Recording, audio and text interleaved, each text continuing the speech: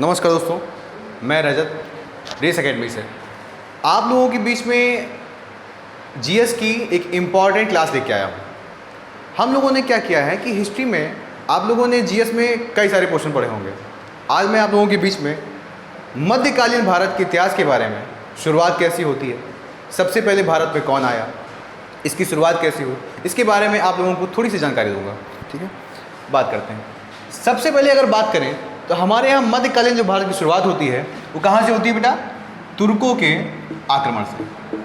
तुर्कों के आक्रमण से। तो सबसे पहली बार हमारे यहाँ भारत में मध्यकालीन जब इतिहास शुरू हुआ तो सबसे भारत में कौन आया? तुर्क आए। कब आए थे?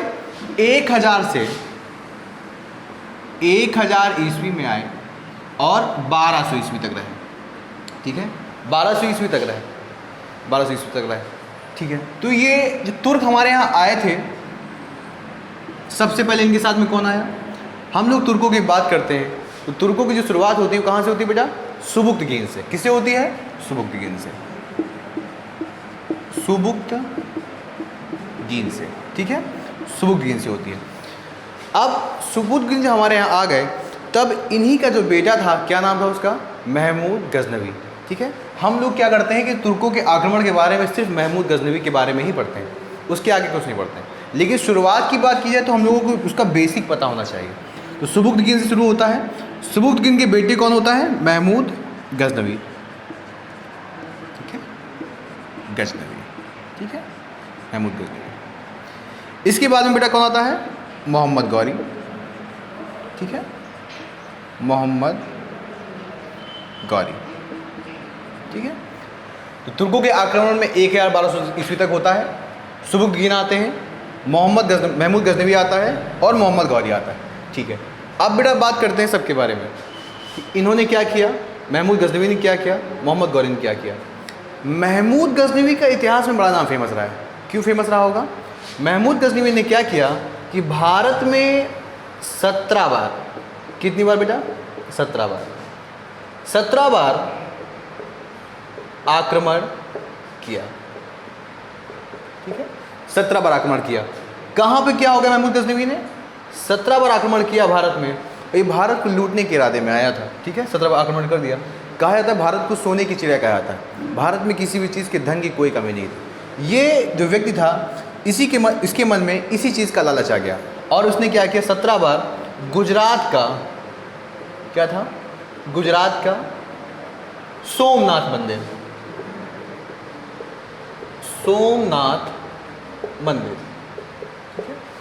गुजरात के सोमनाथ मंदिर पे इसने क्या किया? आक्रमण किया, गुजरात के सोमनाथ मंदिर पे। ठीक है, आपसे प्रश्न पूछा जाता बेटा एग्जाम में कि महमूद गजनवी ने भारत पर आक्रमण कितनी बार किया? बेटा कितनी बार किया? 17 बार आक्रमण किया। कहाँ पे किया? तो गुजरात के सोमनाथ मंदिर में कर लिया। ठीक है बेटा, इतनी बात समझ में आई आप लोगों को? एक बात और, इन्होंने आक्रमण कर दिया। ठीक है, इसके बाद इनके में थोड़ी बातें पूछी जाती हैं, ज़्यादा बात नहीं पूछी जाती है। पूछा क्या जाता है कि सबसे पहली बार इसी व्यक्ति ने, महमूद ही गजनवी एक ऐसा व्यक्ति था जिसने सबसे पहली बार क्या किया कि सुल्तान की उपाधि को धारण किया। सुल्तान की उपाधि को धारण किया। आपसे प्रश्न क्या पूछता है कि सुल्तान की उपाधि धारण करने वाला पहला तुर्क शासक कौन था बेटा? तो कौन था? महमूद गजनवी था, तुर्क का था। मेरी बात समझ में आ रही? अच्छा, अब थोड़ी सी बात करते हैं सुबुक्तगीन की। देखो सुबुक्तगीन कौन था बेटा? सुबुक्तगीन जो था वो क्या था बेटा? एक अफ़गानिस्तान में एक जगह है। ठीक है, और उसी में ही एक अल्पतगीन नाम का व्यक्ति रहता, एक शासक था। उसी शासक का ये क्या था? सेनापति था। क्या था बेटा? सेनापति था। ठीक है,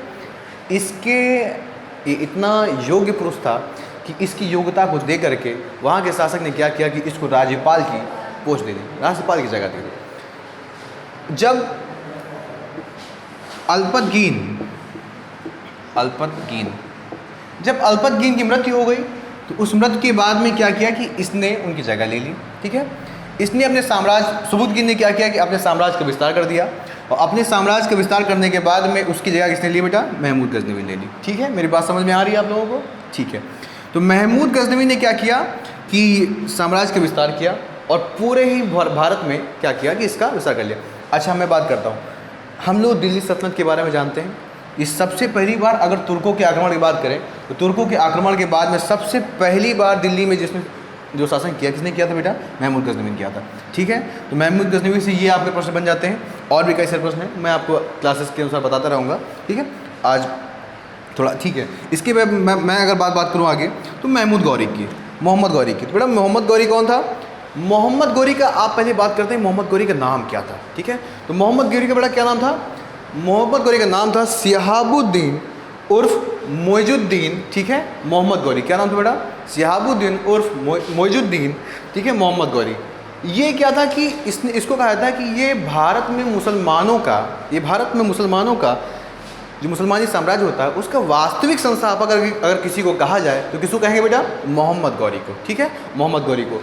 मेरी बात समझ में आ रही है? अच्छा, एक बात मैं आपको 2-3 पॉइंट और बता देता हूँ कि क्या था कि हम लोगों ने फिरदौसी का नाम सुना है और किसका नाम सुना है बेटा? अलबरूनी का नाम सुना है। ठीक है, तो महमूद जो गजनवी की हम थोड़ी सी बात कर रहे थे, तो महमूद गजनवी के शासनकाल में ही 2 लोग आए थे, 2 व्यक्ति आए थे, 2 सूफीज़ आए थे, 2 संत आए थे। बेटा प्रश्न पूछा जाता है क्या कि महमूद गजनवी के शासनकाल में जो 2 संत आए थे उनका नाम क्या था बेटा? क्या? तो जो 2 संत आए थे, पहले का नाम था बेटा फिरदौसी। क्या नाम था? फिरदौसी। एक शख्स और आया था, क्या नाम था? अल बरूनी। ठीक है, अल बरूनी। मेरी बात समझ में आ रही है आपको कि महमूद गजनवी के शासनकाल में 2 लोग आए थे। कौन आया था? फिरदौसी आया था। और कौन आया था? अल बरूनी आया था। ठीक है, आपसे प्रश्न पूछा जाता है कि भारत के इतिहास में महान संत फिरदौसी किसके शासनकाल में आए थे? महमूद गजनवी शासनकाल में। अल बरूनी किसके शासनकाल में आए थे? तो महमूद गजनवी शासनकाल में आए। ठीक है, इन दोनों की किताबें बड़ी फेमस है, किताबें बड़ी फेमस है। फिरदौसी की एक किताब बड़ी फेमस रही है, उसका नाम क्या है बेटा? ठीक है, अल बरूनी की किताब रही बड़ी फेमस, क्या नाम थी? फिरदौसी इनकी ने एक किताब लिखी जिसका नाम था क्या? शाहनामा। क्या नाम था बेटा? शाहनामा।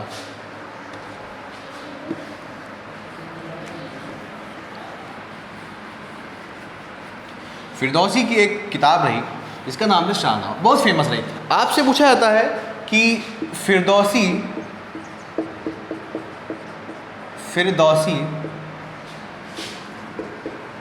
शाहनामा, फिरदौसी ने जिस किताब की रचना की क्या थी? क्या उसका नाम क्या है? शाहनामा।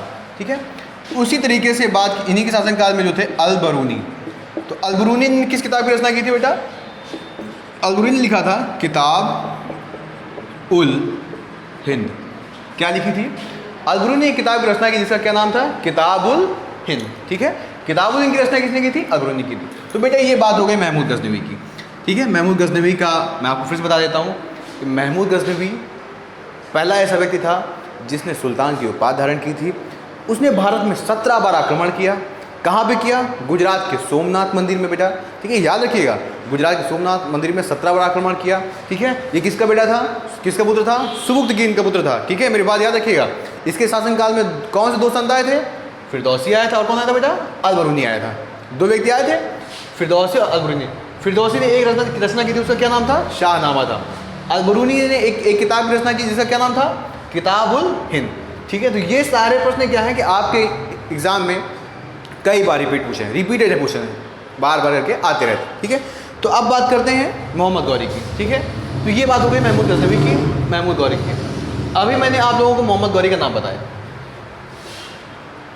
क्या नाम था मोहम्मद गौरी का? मोहम्मद गौरी। मोहम्मद गौरी का पूरा नाम क्या था बेटा? मोहम्मद गौरी का जो पूरा नाम था वो क्या था? सिहाबुद्दीन। ठीक है, सिहाबुद्दीन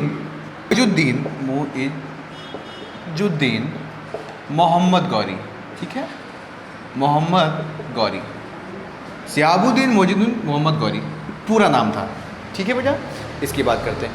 ये इसको कहा जाता है कि ये भारत में मुस्लिम साम्राज्य का वास्तविक संस्थापक अगर किसे कहा जाए तो हम लोग इसको कहेंगे मोहम्मद गौरी को। ठीक है, ये आया।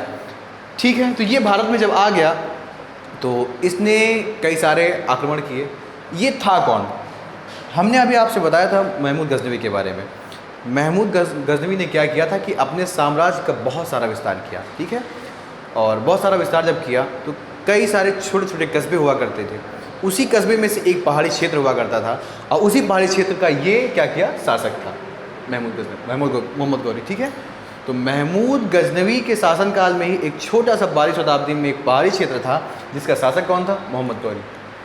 महमूद गजनवी के ना रहने के बाद में मोहम्मद गौरी ने क्या किया कि अपने साम्राज्य को, उसके मन में लालच आ गया थोड़ा सा, और उसने अपने साम्राज्य को विस्तार कराने के लिए क्या किया कि हर जगह पर अपने राज्य को फैलाया। ठीक है, मोहम्मद गौरी ने अपने राज्य को फैलाने के लिए उसने कई सारा संघर्ष किया, कई सारे युद्ध लड़े। तराइन का प्रथम युद्ध लड़ा, ठीक है, फिर चंदौली का युद्ध लड़ा, तराइन का प्रथम युद्ध, द्वितीय युद्ध, तृतीय युद्ध, कई सारे युद्ध लड़े गए। ठीक है, बात करते हैं इन्होंने कैसे कैसे युद्ध लड़ा होगा।